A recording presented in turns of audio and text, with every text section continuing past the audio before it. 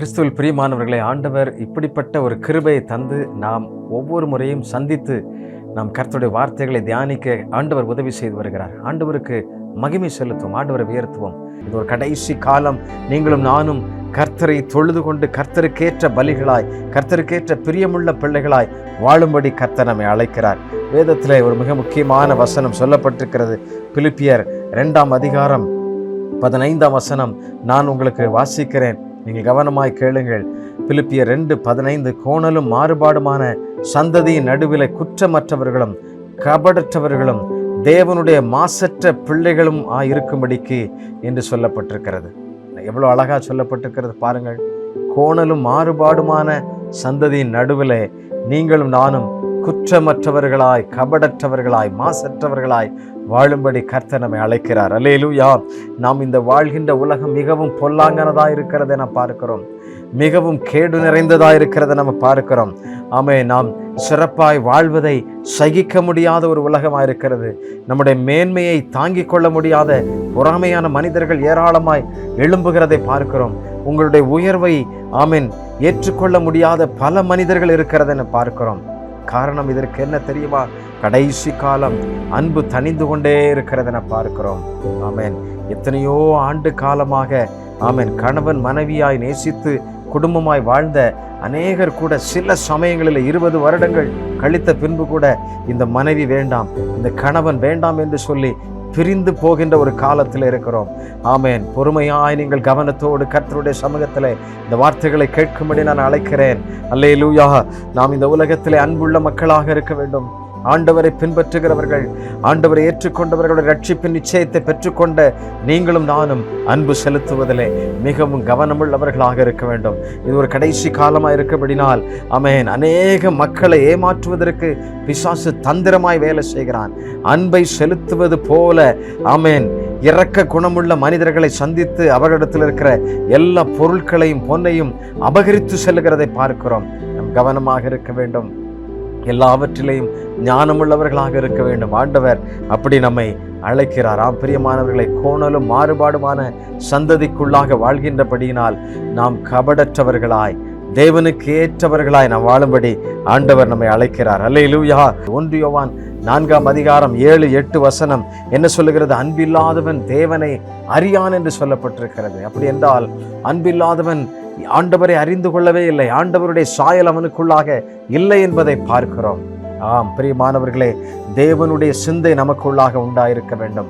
பிலிப்பியர் 2ஆம் அதிகாரம் 5ஆம் வசனம் என்ன சொல்லுகிறது பாருங்கள். கிறிஸ்து இயேசுவில் இருந்த சிந்தையே உங்களிலும் இருக்க கடவுது. ஆண்டவர் எப்படி இந்த உலகிலே தம்முடைய ஒரே குமாரனை அனுப்பி அவர் சிந்தையாய் பிதாவின் சித்தத்தை நிறைவேற்றும்படியாய் தன்னை பிற்பதற்கு ஒப்பு கொடுத்தார். எல்லாவற்றையும் அவர் இழக்க ஒப்பு கொடுத்தார். ஆகிலும் தேவன் 3ஆம் நாள் உயிர் தெழுந்தார் என்பதை அறிந்திருக்கிறோம். பிதாவாகிய தேவன் சொன்னபடியே எல்லாவற்றையும் தன்னுடைய குமாரனுக்காக செய்தார் என்பதை, எல்லாவற்றையும் சகித்து கொள்ளுகின்றார். குமாரனாகிய கிறிஸ்து எல்லாவற்றையும் அவர் சகித்து கொண்டதை பார்க்கிறோம். 2ஆவதாக ஆண்டவர் நம்மோடு கூட பேசும் பொழுது மிக முக்கியமாக என்ன சொல்லுகிறார்? கபடற்ற மக்களாய் நாம் இருக்க வேண்டும், கபடற்ற மனிதர்கள் இருக்க வேண்டும். மத்தேயு 10ஆம் அதிகாரம் 16ஆம் வசனத்தை நான் உங்களுக்காக வாசிக்கிறேன். மத்தேயு 10ஆம் அதிகாரம் 16ஆம் வசனத்தில் இப்படி சொல்லப்பட்டிருக்கிறது. என்ன சொல்லப்பட்டிருக்கிறது? கவனியுங்கள். புறாக்களை போல நீங்கள் கபடற்றவர்களாயிருங்கள் என்ற வார்த்தையின்படியே நாம் வாழும்படி அழைக்கப்படுகிறோம்.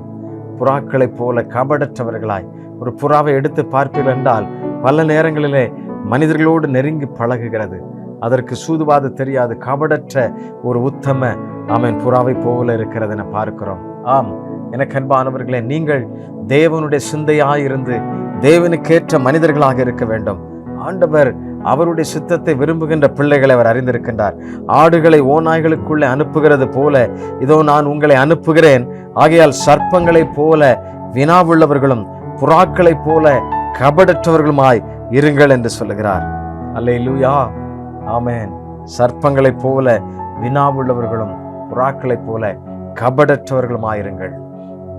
மாசில்லாத அந்த மகிமையின் ஸ்தானத்தை நீங்கள் ஒருபோதும் உதறி தள்ளவே கூடாது. கர்த்தர் நம்மை அப்படி அழைத்திருக்கிறார். கர்த்தருடைய சித்தம் நிறைவேறுவதற்கு நாம் நம்மை ஒப்பு கொடுக்க வேண்டும்.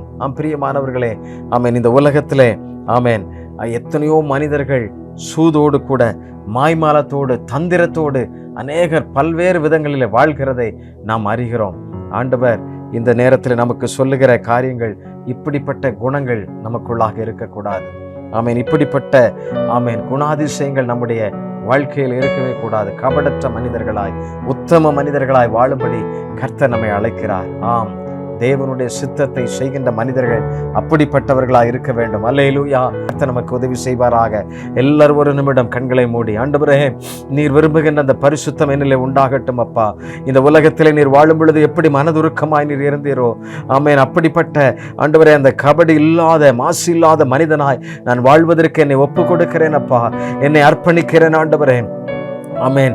யார் மேலும் கசப்பில்லாமல் எல்லாரையும் நேசிக்கிற அன்புள்ள பிள்ளையாய் ஆண்டவரை, ஒருவர் பேரில் ஒருவர் அன்புள்ளவர்களாய் ஆண்டவரை பட்சித்து போடுகிறவர்களா அல்ல, கடிந்து கொள்ளுகிறவர்களா அல்ல, அன்புள்ளவர்களாய் நான் நேசிக்கும் இதயத்தை எனக்கு தொடர்ந்து தருவீராக. இன்றைக்கு அர்ப்பணித்து ஜெபிக்கின்ற ஒவ்வொரு பிள்ளைகளையும் கர்த்தர் கனப்படுத்துவீராக.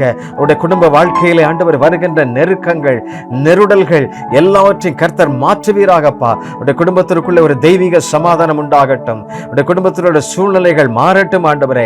உம்முடைய சாயல் உருவாகட்டும். கர்த்தர் நீர் உம்முடைய பிள்ளைகளை அப்படி அபிஷேகிப்பீராக. அப்படி நீர் தம்முடைய பிரசன்னத்தினால் நிரப்புவீராக அப்பா. நீர் அப்படி செய்கிறதற்காக உமக்கு நன்றி. நீரே ஆசீர்வதிப்பீராக.